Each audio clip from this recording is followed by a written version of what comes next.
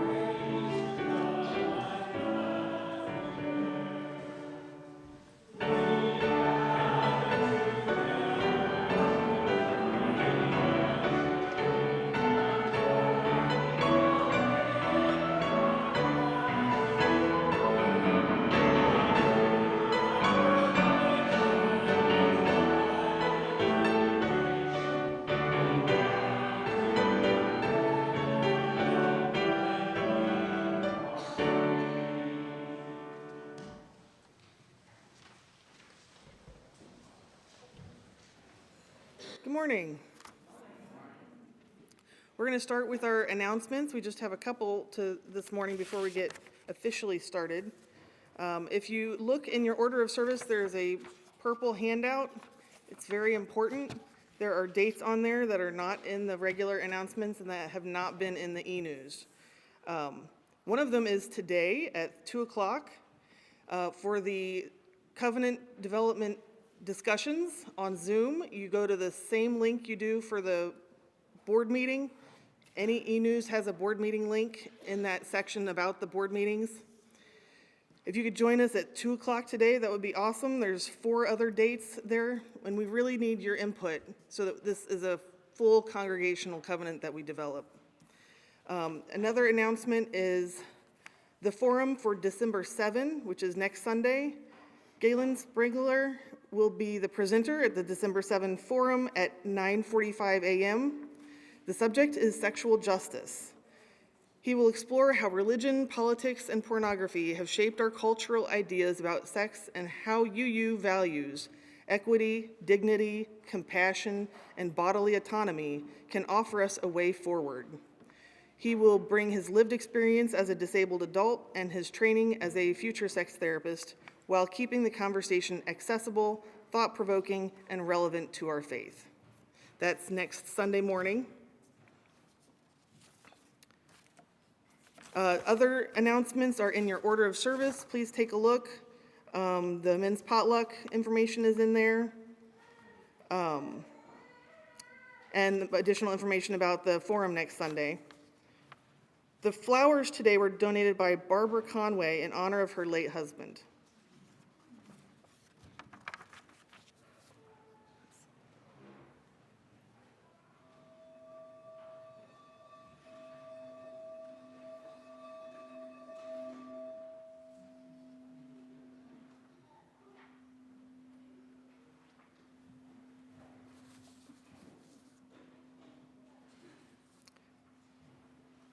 Please join us in the chalice lighting.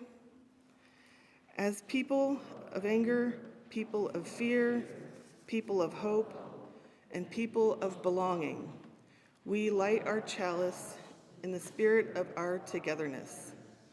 We are the flame from which the blessed flame sparks imagination and change. May our love carry that inspiration out into the world.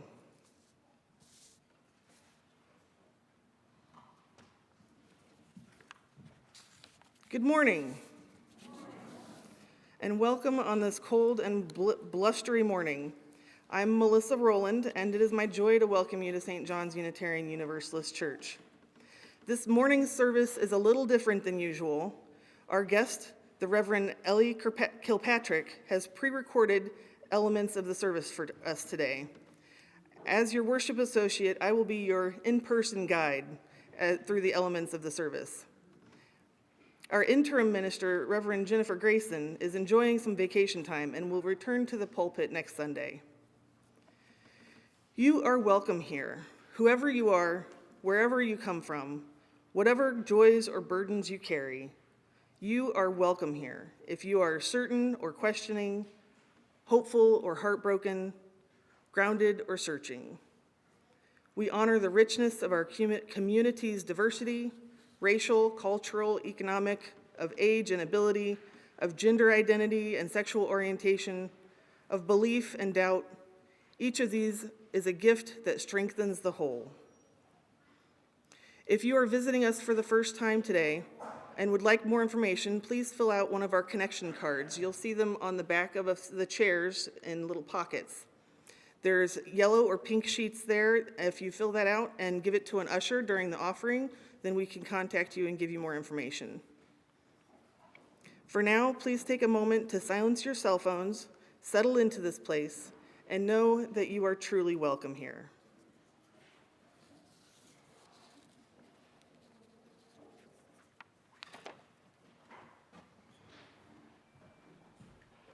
We'll now sing hymn 1002, Comfort Me. Please rise in body or spirit, and we will sing all 5 verses.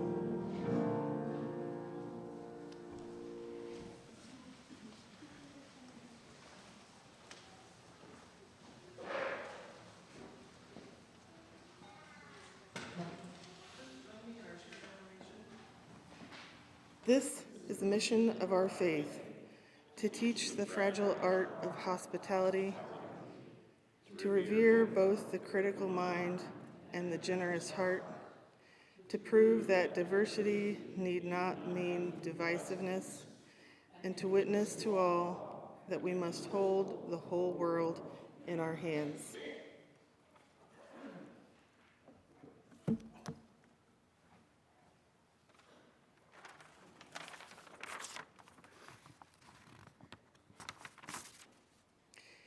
Each week, we make time in our service to ground ourselves in what we value.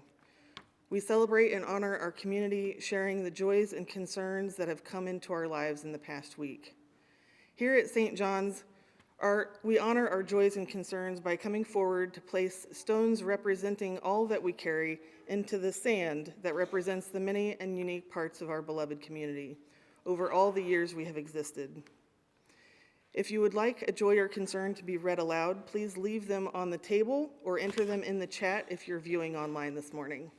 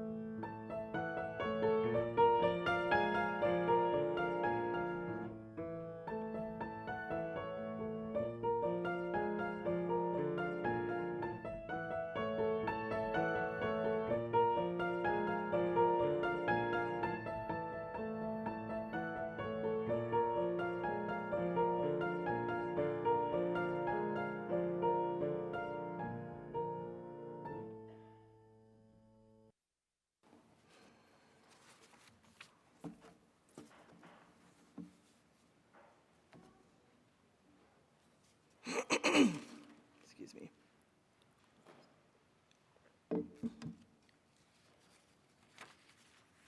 We do have a couple of joys and concerns to read aloud.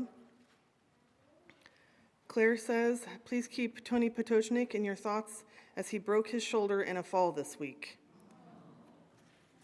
That message was delivered from his wife, Debbie. Edie says, after a whole lot of bureaucracy, Dan Holder is finally getting German health insurance. He's doing well at the University of Bayreuth. I'm sorry. Let's see, we don't have any joys or concerns online as far as I can tell, right? Okay. Let's see. Our meditation will be from the Reverend Ellie Kilpatrick on video.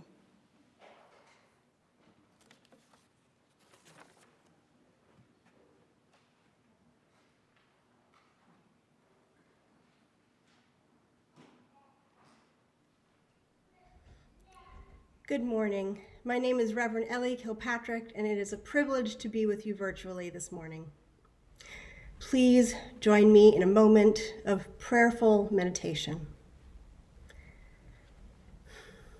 Spirit of love. Sometimes community care calls for music. In the never-ending cacophony of hatred, oppression, and suppression, let the harmonies of our love ring louder. In the unexamined dissonance of billionaires supposedly serving the people, let our dissonance lead to major change. Every note has a role to play in the song, and we are each notes just like any other. May we know our beautiful worth.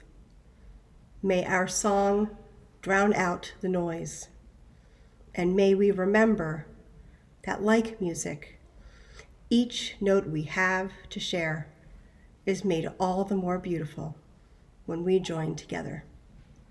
Blessed be, and amen.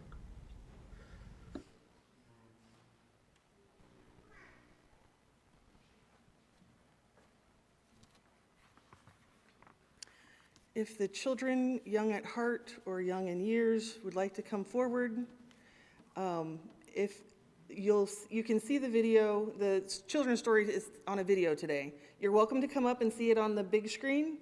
Their front row is open and available for you. If you want to watch it from the TV in the chapel, that's fine as well. The video can start whenever you're ready.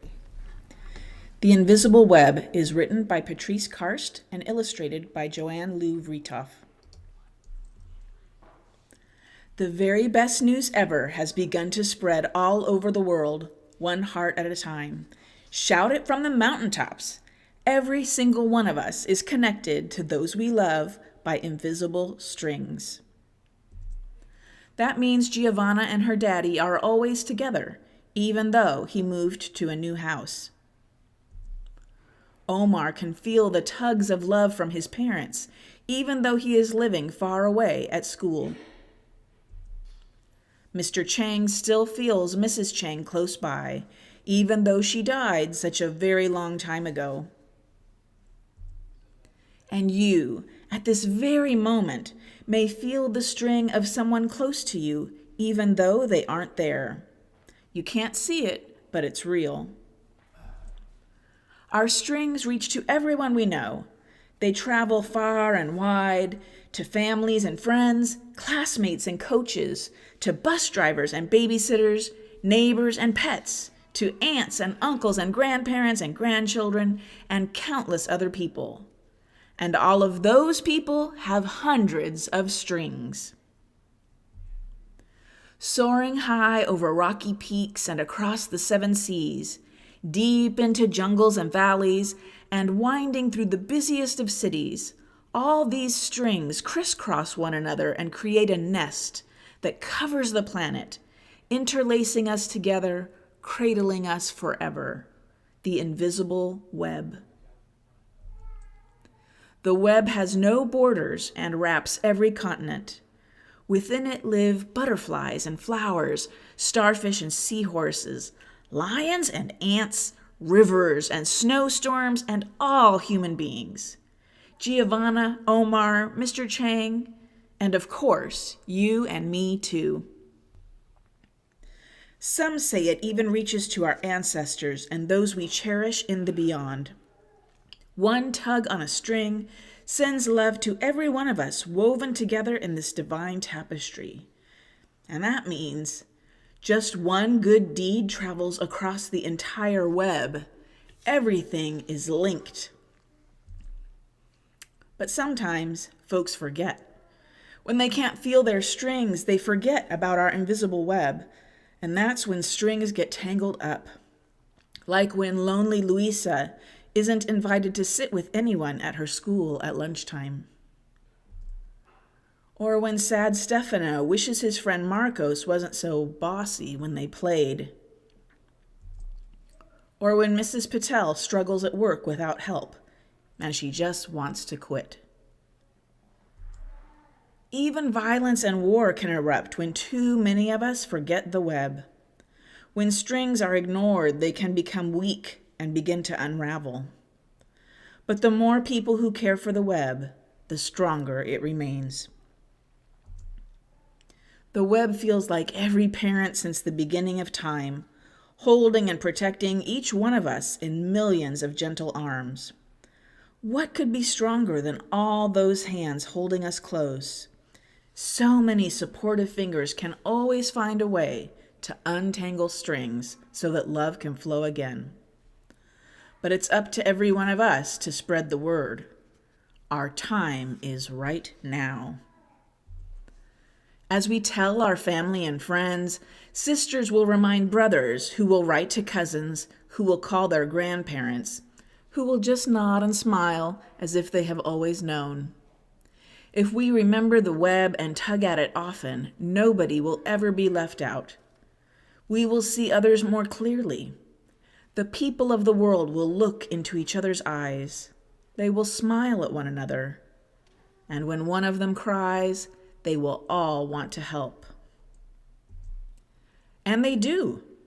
Marcus apologizes to Stefano, who forgives his friend, and they have even more fun playing. Someone helps Mrs. Patel at work and tells her what a great job she's doing. She remembers that she's important and feels happy. And Louisa feels warm and bubbly inside when a few of the kids in class ask her to join them under the banyan tree for lunch. She knows right then that the invisible web is real. After school, Louisa cries with joy as she strokes her cat, who purrs the news to the stars. And the stars whisper the secret to the clouds, who share it with the songbirds, who serenade the world with this exquisite melody of love at the start of each morning and all during the day, until, as the invisible web glitters in the magic of twilight, the owls take over and whoop the news throughout the night. The invisible web is alive. Its time is right now. It breathes as we breathe, pulsating all over our earth, the single heartbeat of life and love. And do you know what that makes us all? One very big family.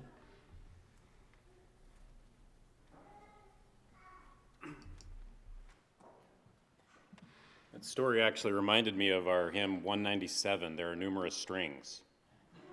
I was like, could have made a different choice today, I guess. But the words are, there are numerous strings in your lute, let me add my own among them. And then when you smite your chords, my heart will break its silence and my heart will be one with your song. What a lovely sentiment. But we're going to sing a different song now.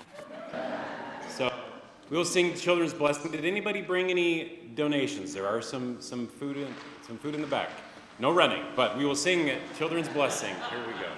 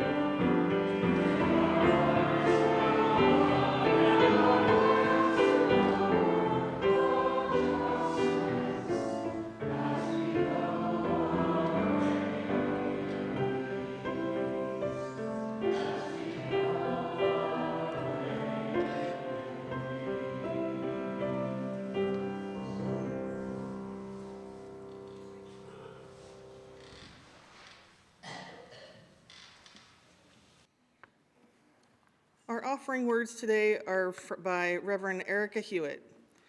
The offering we take each Sunday is not just a stale habit. It's an opportunity to recommit to this place and to this people. Our offering is an affirmation, a yes. When we give, we say yes to something we value. With our gifts freely given, may we say yes to the values of our faith. May our offering help us practice Unitarian Universalism within and beyond our congregation as tools to empower our mission. St. John's is committed to creating a safe and caring community, working for peace and social justice, and celebrating beliefs that respect freedom of thought.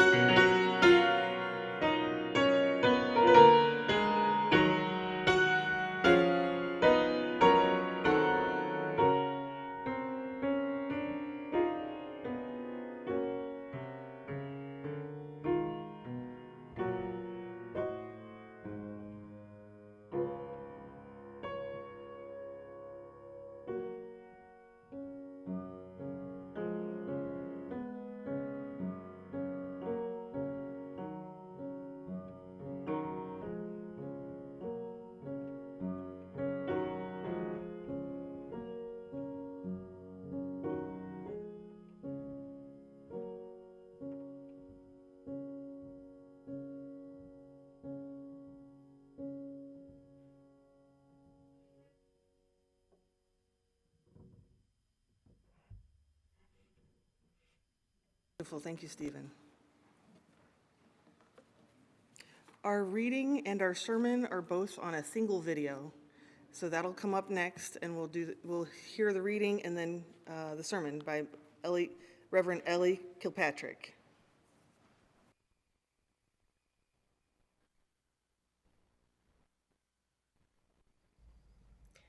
Before I share my message for today, I want to start by sharing a piece that I wrote called How Do We Worship?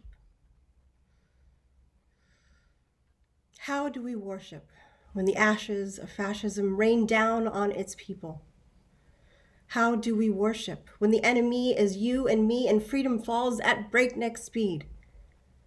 Worship is courtship of hope and belonging. But hope's bound with justice and trust is a must here. How do we worship when fear grips us tightly? When words do not capture the fight, fawn, or flight need? Maybe just being here is enough. Maybe we don't need to be tough. Being together to weather the whirlwind is sometimes enough to know nothing's determined. Together we scream. Together we rage. Together we weep. And together we rise. We are the ties that arise from the ashes. We are the worship that comes from the masses. Join with our kindred when we can just cope. Together, our worship will recreate hope. A few weeks ago, one of my colleagues reached out to a large group of us ministers and said, "Okay, colleagues, for the third time this week, I've tried using Worship Web to find words for Sunday, and all 3 times my search has come up empty. Please advise." His search for words were generally not allowed to use in worship. A certain kind of cluster, if you will, and a certain kind of show and storm. All of this is to say that we ministers are struggling to find the words, just like you are, to navigate the relentless onslaught of unprecedented actions in American history. Right after my colleague reached out, I wrote the piece that I just shared, because I don't have the words either. Sometimes screaming and cursing is all you have, but sometimes not having the words is okay when we do have each other. And I needed to write that down somehow, because for me, that's the definition of worship. We aren't worshiping words. We aren't worshiping an outside entity. We're worshiping the sacred space that our coming together creates. This very space, here and now, even if it is a virtual space between us. Recently, I've been thinking about the ways the pandemic disrupted emotional regulation, both for individuals and for communities. Because ministers across the country are witnessing a similar phenomena today. We see the dysregulation, both in people and in systems. And I'd be lying if I said that ministers weren't feeling the same sense of dysregulation as everyone else, because we're human too. And I don't think this phenomena is surprising. But in some ways, it is harder to recognize than it was during the pandemic. Because back then, we all knew how trapped we were. But the trapping sensation that goes with this whirlwind is a lot more insidious. Even though we're still going about our daily lives as we did a year ago, the descent of authoritarianism is all around us. And it's not only whittling away our freedoms in America, it's chipping at our very sense of self. Who we are as Americans, who we are as Unitarian Universalists, and who we are as human beings. Because it's abundantly clear that our values have been labeled as the enemy. If ever there was a DEI faith, it would be us. If ever there was a pro-democracy faith, it would be us. If ever there was a First Amendment faith, it would be us. Diverse in opinions, queer and trans affirming, lovers of science and the pursuit of truth. We are everything this administration is trying to surgically remove from the country. We are the quote-unquote Antifa. So our equilibrium is understandably off-kilter, which puts an even higher need for community building and care than usual. Because the administration would love for us to be isolated, approaching care from a purely individual perspective. But fortunately for us, UUs are so much more than a simple gathering of individuals with like minds and like hearts. This is community, interdependent, despairing, seeking, and hoping together. But in order to truly care for one another in this heartbreaking time, we have to get creative in the ways that we think of care. Because one lesson we learned from the pandemic, at least temporarily, was how important it was not to see care as binary, that there are givers and receivers of care, but rather to see care holistically. Because at the end of the day, each and every one of us is in need of care, and each and every one of us has something to give.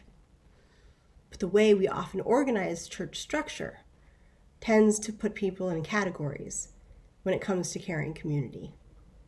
The givers and the receivers, the compassionate and the needy. And I don't think that actually describes who we are or who we need to be. Because there's so much more love underneath what we do, even if it is simply showing up on Sundays. Church communities are a lot like the human body. We all have a role to play, and when any of us is thrown off, the whole community can get thrown off too. My colleague, Elizabeth Stevens, likes to joke that having a body is a lot of work. And she's not wrong, because bodies require feeding, exercise, hydration. We have to manage doctor's appointments and colonoscopies and mammograms and medications, and it all takes a lot of time and attention. And that doesn't even get into the hormones, because today it's a full-time job to simply manage our cortisol levels. And it's such a natural instinct to simply persevere through our body's anxiety, rather than tending to it. But imagine if we treated caring for one another the way we so often treat caring for ourselves. Imagine if we treated this congregational body that way. We'd be missing the very soul of caring community. When physical churches shut down 5 years ago, communities got creative. I remember my congregation at the time ended up having more activities during COVID than it ever had before. Daily virtual coffee hours, weekly grief groups, weekly choir, weekly justice education, weekly parent support group, weekly small groups meetings, and of course, weekly worship. And that didn't even include the pastoral care committee, which made sure to call every single member of the congregation once a month and would let me know when members could use additional support from me. Now, I'd love to take credit for the vibrancy during those incredibly difficult months, but the truth is that it wasn't just me, the pastor, giving care to the people. It was the sudden upshot of completely different members having the bandwidth to be givers in that time. Like the young parents who were tech savvy and wonderful singers, taking leadership of AV and musical performances on Zoom, all while their 5-year-old routinely jumped in front of the camera in her Elsa costume. The church's young members were suddenly mentors to older members, guiding them through Zoom and Google Docs. For the shift wasn't just empowering for younger members. It also meant the recent widow who couldn't drive suddenly being able to join every single meeting because all she had to do was go to her computer. She had been a sporadic attendee, but during COVID, she gleefully joined the worship associate team, the pastoral associate team, and the small group ministry team. And then she ended up becoming a board member, all because she could give and receive care for all those ministries with the addition of Zoom. At the end of the day, what made community care different in the time of COVID was that everyone was in the same storm with different abilities and skills, but all of them were necessary. And I think we knew that.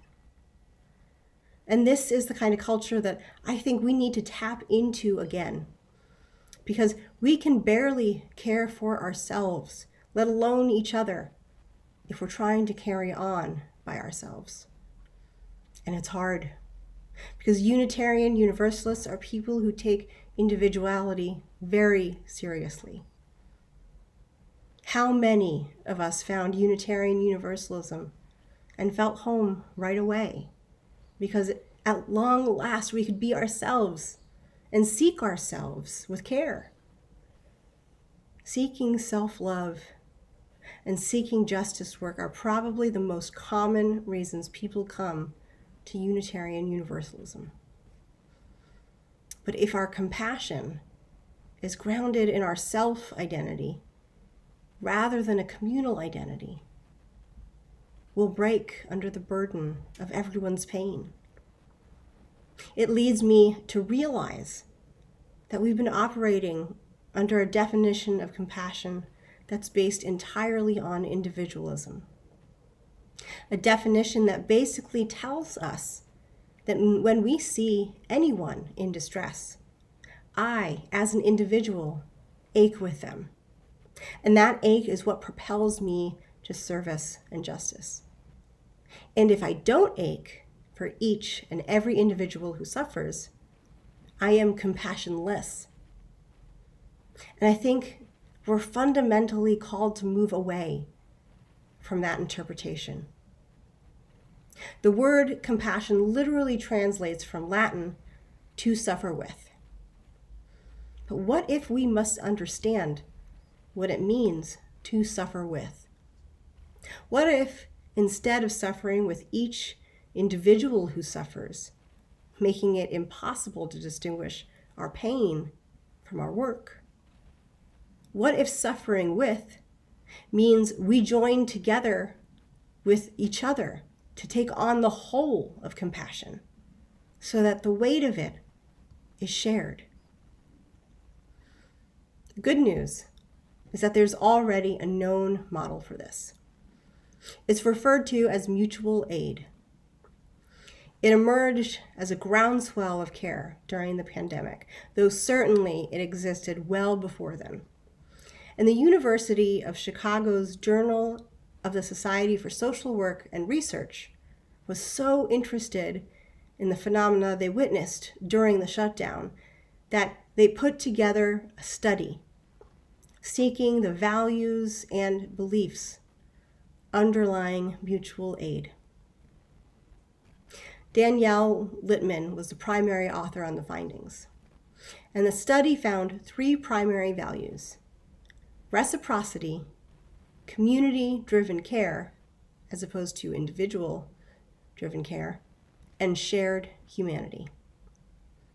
To put it into UU words, that our inherent worth and dignity as individuals is embodied by our community's creation of interdependent care. So the call for us as we navigate the whirlwind of today is to imagine a new kind of communal care and compassion that's community driven. Because care isn't a good or service. It's people coming together to nourish the body, the heart, the mind, and the spirit. Our passion and our care are bound together. And there are so many opportunities to empower their interdependence. Because according to Littman's findings, mutual care showed that what made the model so appealing was the process itself.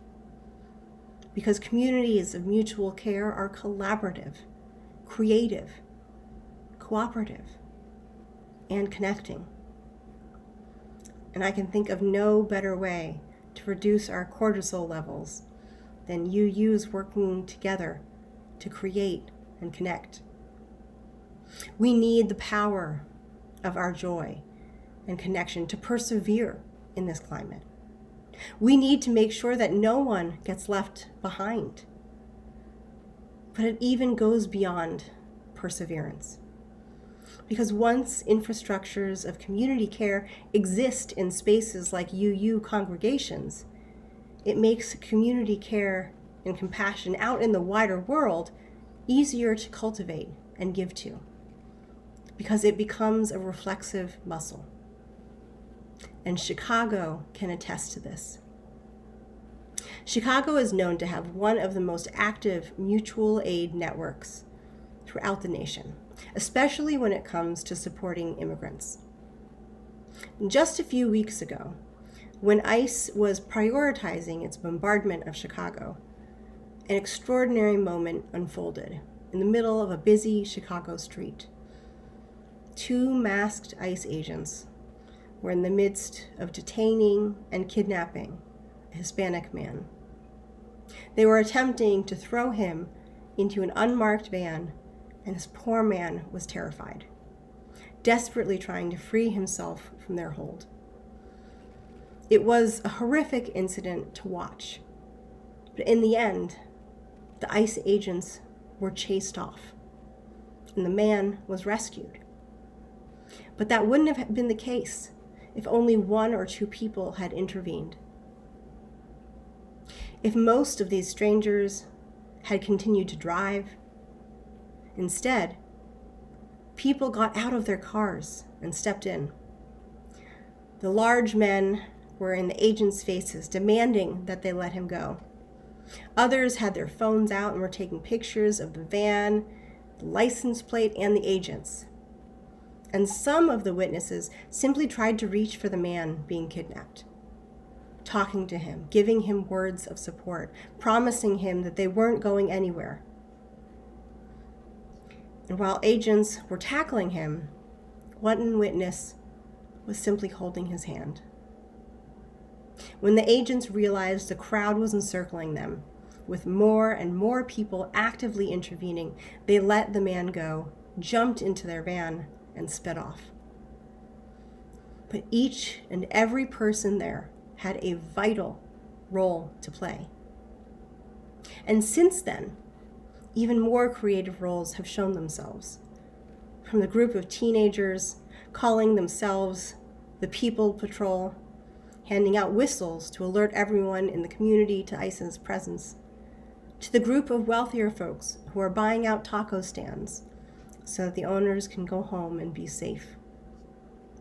And now, in North Carolina, the mutual aid and anti-ICE networks have been so successful that they were forced to cancel the formal operation early. This is what collective compassion looks like. Whether it's fighting for someone's right to be alive or putting together meal trains. Some of us will be organizers, some of us will bring passion and strength, and some of us will bring a simple, calm presence. And the beauty of it is that we'll take turns in doing what we can, because that is what communal compassion means. You don't have to hold every ounce of the world's pain in your heart. You don't even have to hold every ounce of this congregation's pain. You only need to bring what you can. so that a collective compassion rises from the ashes of fascism and hate. What you have to give is enough, because together we'll build a new way of caring for the whole of our communities. Together, we'll chase off the forces of fascism, and together we'll create more connection, more hope, and more love. Because this journey toward collective compassion and care is the most blessed form of worship. We are whole, we are holy, and we are mighty. Blessed be, and amen.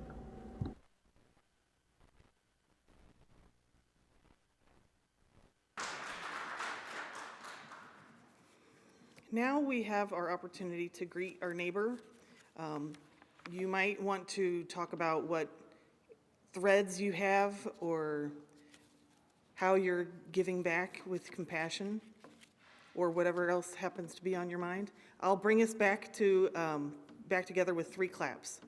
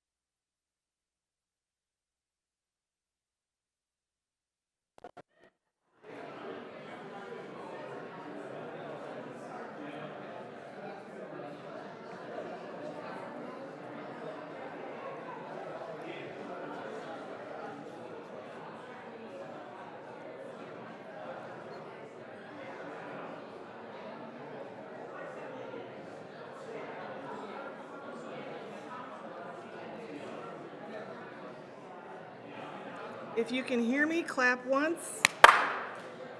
If you can hear me, clap twice. If you can hear me, clap 3 times.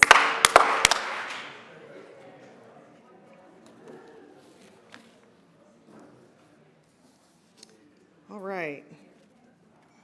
We have one final hymn and then the benediction. Please rise and body your spirit as we sing hymn 1017, Building a New Way.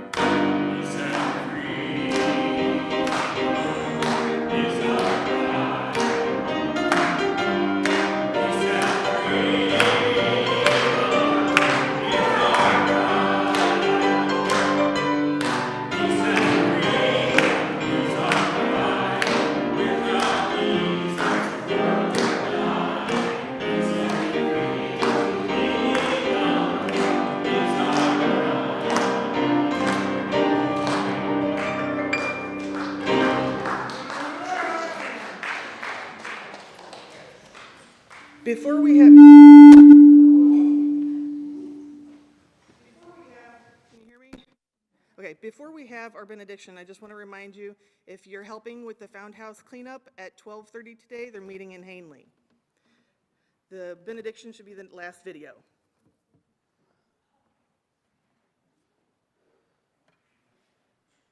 Friends, as we exit this space of worship, let us remember that our caring community is something that we create together every day, because we all have gifts to give and gifts to receive. And our passions are intertwined with our compassion. So let us build a network of community care. Let us celebrate the inherent worth and dignity that we all have. Let us find joy in the nourishment and care for each other. Because even on our worst days individually, together, we are a force to be reckoned with. A force that will rise again and again. A force that will always say yes to love. May it be so. Blessed be, and amen.